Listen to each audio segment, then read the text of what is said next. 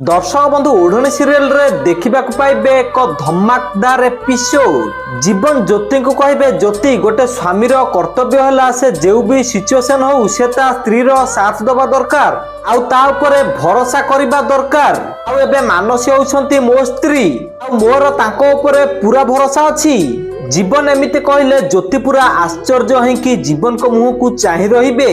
तापर ज्योति जीवन को कहिबे जीवन बाबू आपण जहा बाबुचंती सेमिति किछि भी नुह मु आपण को बुझेई परिबी।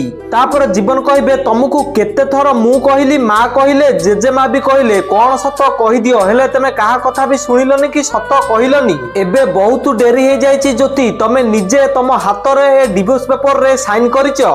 आउ एबे सत एया कि आम दुई जन के भीतर एबे आउ किछि भी संपर्क नहीं।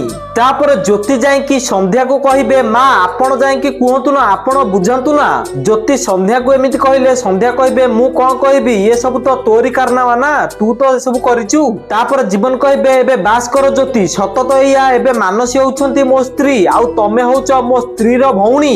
एबे भिणेई शाली रो संपर्क रहिबो आम दुई जन को भितरे। जीवन एमिति कहि कि मानसी को नै कि सेठु चाली जिबे। आउ जीवन सेठु गला पर ज्योति से घर छाड़ी कि तांको घर को चली जिबे।